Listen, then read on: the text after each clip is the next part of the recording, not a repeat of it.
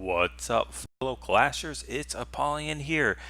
Happy to bring you Season 3 of the CWL War in the Invite League. This time, WHF2 taking on its first opponent, Cold September. Many of you know Cold September, very, very famous Fair Play clan. Let's go ahead and jump into here and just look at, first of all, the victory. Pretty sound victory to WHF2 on both stars and total destruction. And let's just take a quick look at Cold September for those of you that are not familiar with them. There you go. And let's go ahead and we'll just scroll through this real quick so you can see what's been done there. And then on our side, we'll go through this really quickly. All right, very cool. Before we show some of these awesome recap attacks, we'll go ahead and do the 6-pack shout out to those that got the 6-pack in this war. Pretty good number of people. There we go with 11v10. We've got 4 there. We got Kuka coming back again with the 6-pack in the Town Hall 10. Just craziness. And then we've got some Town Hall 9 6-packers. Again, if I've missed you, it's not intentional, but I'm trying to get all these recaps done quickly because the war will definitely disappear as far as the recaps go. So, really cool. Let's get into this. This was the first week in the season 3 of the CWL Invite. So, for those of you that haven't checked out Powerbang's channel yet and his recap of WHF2 versus Spartan's Legacy, WHF2, I'm sorry, WHF was able to pull out the victory there, just not as defined as this one. All right, let's go into hit number 3. And we'll check this one out on a 10v11, and this is why you do not put your Eagle Artillery so easily accessible. It's just, and it's a really cool strategy too to take advantage of that as well, because there are some storage units to get there. But Rage and Haste to get these loons in here, take out that Eagle Artillery, and pull the clan castle. We've got, I think, a couple witches and a baby dragon in there, but they take out that Eagle Artillery. And when I was watching this recap, I was thinking, man, with that Eagle Artillery done so quickly, I was surprised that the percentage wasn't up in the 70s, because that's really what stops a Town Hall 10v11 hit from getting higher percentages. That Eagle just continually fires and just shreds golems, shreds groups of bowlers, giants, everything else like that. But we're throwing a bunch of bowlers in here to get the funneling done for our king and queen, and they need to get into this core here. And we're going to heal up before they get into the Inferno Tower range. And we still have another Rage that's going to be popped off in just a little bit. That enemy king was holding everything up, but finally they're in there. King, queen, and bowlers are going to jump in their Rage. They're going to get that Town Hall in just a second. The king already pops his ability, and queen still has her ability. Town Hall is down. Now we got to worry about percentage, but like I said before, that Eagle Artillery is down. So the percentage, all we need to do, we have 3 baby dragons, 2 of them which were dropped at the 6 o'clock area. And then we've got 1 more with a couple of archers and a wall breaker that's going to do absolutely nothing at this point in the attack. But we can still try to get as much percentage as we can. Baby dragon up there is going to get quite a bit done. And then we've got some archers, I think, yeah, down at the...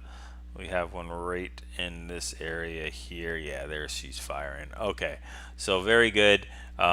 Baby Dragon is going to go down in just a little bit as soon as it gets inside that. I don't even know if it's going to get inside the Tesla range, just because that Wizard Tower is just banging on it so much. There we go. Now that will take care of it. And there's that wall breaker. That wall. Look at this wall breaker. He's going to try his best and then get taken out by a Tesla. So anyway, very, very cool hit. Love the idea of taking out that eagle quick without too much of an investment. 9 loons or 45 troop space is and a couple dark elixir spell and a regular elixir spell. It's not really too bad to take out all those defenses along with the eagle artillery. So that's way done, very nice. And I think that was the first hit too. So again, don't put your eagle artillery so easy to get, because that's what's going to happen. Okay. Number 9, we are going to look at a 10v11. I'm sorry, the opposite. Let's reverse that. 11v10 dip. So we're using that the bowler witch golem, the bitch attack, and we've got our bowlers and witches starting there at the 3 o'clock position to do tons of funneling. We've got a golem coming in at noon with some witches and bowlers behind it. And then we've got a second golem being dropped out of the clan castle with, I think, a giant right behind it. So bowlers are doing their work funneling, and then we've got some witches dropped behind that second golem there at around the 2 o'clock. And we've got the king, queen, warden, and a bunch of the rest of the bowlers all meeting up. We have a golem in the clan castle trying to stop a miner attack, but this isn't getting hit by miners, so not really a big deal. Those bowlers can throw their rocks about a mile away and hit that golem and take it out before it even knows what hit it. So that's why we're just completely just flying through this base right now. King has used his ability. Queen still has not. That king is the friendly king is just about to go down. There it goes at around the 6 o'clock inside that core. But we're just taking jumps here, trying to make our way through the rest of the base. We have a Tesla, 2 Teslas, and 3 archer towers, a bomb tower, and a wizard tower that we need to take care of. That bowler is going to carry his rocks, and he's going to throw it at that bottom Tesla. Unfortunately, wow, he just got it. Perfect. That's exactly what we want that bowler to do. Hero bowler there. And then where do we lose our queen? Is doing her own thing. She is busting out the wall, and she's going to make her way. At this time, with ability, she's easily going to be able to take out that Tesla, archer tower, and bomb tower on her own if it was just up to her, but it's not, because we have witches and warden to, I'm sorry, yeah, warden. Not sorry, that was right, warden, to take that out along with her. All right, let's go to number 23, and we're going to do a Town Hall 10 recap as well, just because we got a lot of good work with our Town Hall 10s. So I'm going to show this one right here by Kuka. She'll be in the other recap as well with her other hit, but this I wanted to show with the mass miner. Doesn't get much more mass miner than that unless you take out those 2 bowlers and those 2 or 3 archers that were thrown down. But we're doing some funneling here at the 9 o'clock, and then we're doing funneling at the 6 o'clock, and we're just throwing in a whole bunch of miners from 9 to 6 and just watching them go crazy. We've got a rage, we've got 4 heals, and 2 poisons. And I'm not sure what, yeah, there we go. What comes out of the clan castle is a loon and a lava hound. So that's going to be pretty simply handled. We've dropped the rage there to push these miners through that, that first inferno tower. And now standing in the second heal, they're going to be able to take out that enemy queen. And now they're just going to have to work their way through this expo and cannon, and then and then Inferno Tower. Fortunately, they get healed back up when they go under the ground, and it's not going to be an issue for them to take out this Inferno Tower. There we go. Queen is still alive up at top there, and that Lava Hound is chasing the a couple miners up at the 10 o'clock area, so that's just perfect. The Archer is trying to beat that Lava Hound, but silly Archer, that's not going to happen. And we're kind of glad about that. We've got a couple seconds left here with miners on each one of those buildings. That's actually really cool. And the queen is still there. She's going to switch on the Lava Hound if there's any more buildings, but there aren't. So very nice hit. And again, shout out to Kuka for the the 6-pack there. And let's jump into some, or run in, or fall into some Town Hall 9 attacks. And I haven't shown too many Town Hall 9 attacks, and I don't think I'm going to do a special on this particular war. So let's get into at least 4 of them. And we're going to show some different strats here. And we're going to show a different variation of the Bewitched attack, which is going to be a stoned witch attack. So stoned, go wee wee, or bewitched, or whatever you want to call it. So we've got 3 golems at basically 3 o'clock to almost 6 o'clock, and then a whole bunch of witches right in back of them. I think 9 witches. We got 2 jumps, a rage, and a heal. And it's pretty cool because that golem there at 3 o'clock is going to tank for all those wizards and witches working their way down, whereas normally when you look at a base like this and you see 2 wizard towers on the outside, that would spell complete doom for just a pure witch attack, or witches coming down that side. But fortunately that golem will tank for that wizard and those witches and skellies, and the wizard will take it on, and then they'll just continue to walk their way down. We've already dropped both of our jumps in the core. King is using his ability. He's going to take that jump and hit the enemy queen and beat her down real quick, and then we've got a queen still working her way into that core with ability. Some witches are working their way into the core. We've got, I think, all the bowlers up that are still just pounding and throwing away, throwing their rocks down and taking out everything that they can. We got a group of witches there at the 7 o'clock area. I think we have 4 witches and a wizard. So that just spells death to this base. There's no way that this base is going to be able to survive, especially now where we have 1 point defense and 1 splash damage with just a huge amount of troops coming in. It doesn't have a chance there. So very nice attack. I'd like to see the just different variations of that witch attack. So go ahead and try that out as well as all the other ones that I've shown. We're going to look at a kind of, it's an unorthodox for me, a quad la lune. Paulino's coming in here with a good entry at 6 o'clock. I think it all starts with a minion. There we go, a minion funneling. And I think we might have a minion up top too in just a little bit. But we've got wizard funneling on that elixir collector, minion funneling up top, and then we dropped a minion at 12. And I'm not sure if this is a fresh, I didn't check or not, but this would pull the clan castle if that was the case. It does not pull a clan castle. That means it's got to be either a golem, a lava hound, or a P.E.K.K.A. or all Valks and barbarians, which you'll never see. But anyway, I think the wall breakers fail. It's very hard to break into a wizard tower area, but the king still beats his way in and gets the queen. And now it's up to this friendly queen to get as much funneling and defense as possible. This is what I mean by unorthodox. I think that maybe the rage was dropped unintentionally, because we dropped the rage there and it really doesn't get, I don't think, hardly any value. I think it gets 1 defense, and that wizard tower and archer tower, okay, so it gets 2 defenses. Not the best value for a rage. Maybe it was just not either misdropped or just thinking there was more of a group of loons than there really was.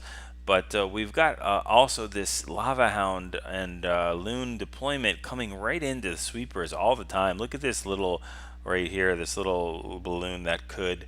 He is just trying so hard to make his way to all these defenses with that poor sweeper blowing him away. But let me give you the spoiler alert, he is going to make it. So it's going to be a happy ending for that loon, especially since he's going against that bomb tower, which cannot target air.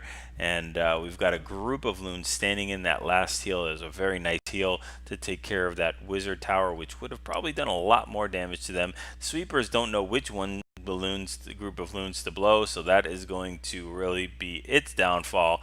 And then we've got that hero loon that does make its way to the rest of the group, and we'll go and speed this up considerably as it's just about clearing up. So still a very nice hit, and nicely done there by Paulino. All right, 2 more. Let's look at number 29. And Nice to see Big Einstein back. For those of you that have watched me for a while, back in the Town Hall 8 days, Big Einstein was with us with WHF Rising, took a little break for personal reasons, and now has come back and hitting with some good hits here. So we've got and I wanted to show this because this is one of my favorite attack styles. You've seen me do Try La Loon many, many times. Two of your own Lava Hounds and one in the Clan Castle, and then just a huge amount of a group of loons, almost my exact composition that I use all the time. Just to usually throw a baby dragon instead of those minions, but that's perfectly fine. And he's throwing a goblin in here. Tons of value, I think, on this baby dragon there at 7 or 8 o'clock. And we've already started the La Lune deployment, and very nice funneling with the King Queen. He does not get the enemy queen though on this, so he has brought a Skelly spell which has just been dropped, and with those pups and I think a rage, they're going to shred that queen to pieces. So all done there. And then we've got just a huge amount of loons coming in here from the 4, 3, and 330 area, and then we're going to haste these loons into the Tesla farm. They will do their splash damage and take out this entire Tesla farm without any issue whatsoever. Look at one of the cool things he does here. Actually, in my opinion, shouldn't have even dropped those loons. I was going to say he kept those 2 loons. There's absolutely no reason to drop those loons in at this point. They're only going to clump up with all the rest of them. So I would have liked to see those loons either be held on or dropped in from the 10 o'clock area while this Expo is completely picking them off one by one with the sweeper's help. But the haste will help those loons in there. And it just means that he would have been able to clean up the space that much quicker if he had those loons, and he could have dropped it at the town hall and those gold storages, or maybe even the elixir storage there at 6. I didn't see what happened with that clan castle. I don't know. That was weird. Maybe it was just barbarians or something like that. That's interesting. Okay. Or maybe it was they were already out. I don't know. Let's see number 35 for our last one. And because I wanted I don't give it enough love to this attack, which is just a Mass Valk, Queen Walk Mass Valk. And he even swags a jump. And by swag, I mean double taps it. So... So we'll go ahead and we'll watch all these minions funneling, and then we'll drop the queen down in a second.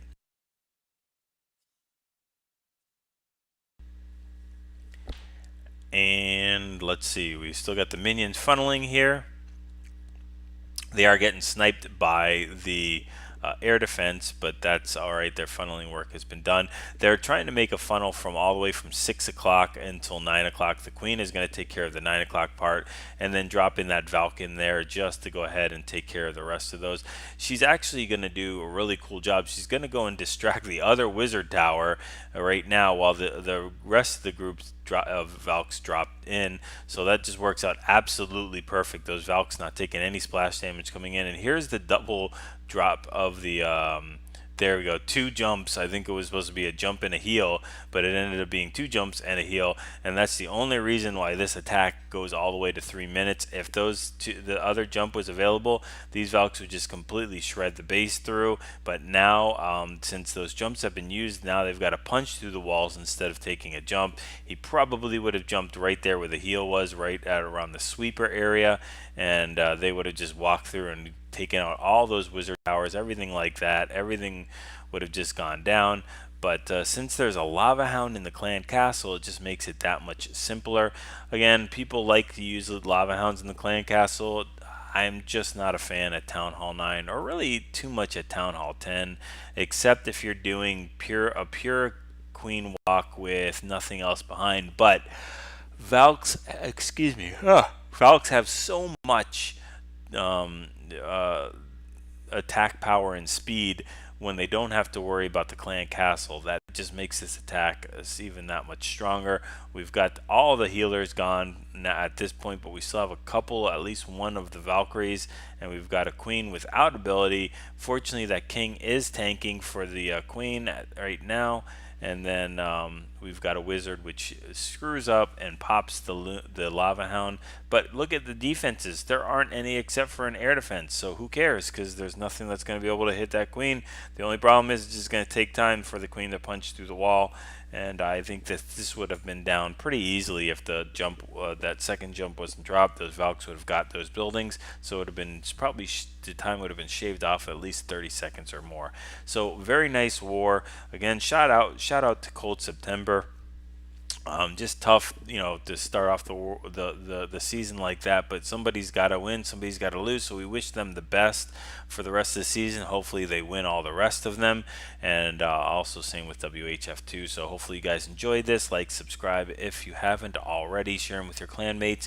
If you guys enjoy these videos and you benefit from them, I'm pretty sure they will as well. Try these different types of attacks. Hopefully you're learning the Town Hall 11, 10, and 9, and just getting used to all the different types of styles for the base designs and everything like that.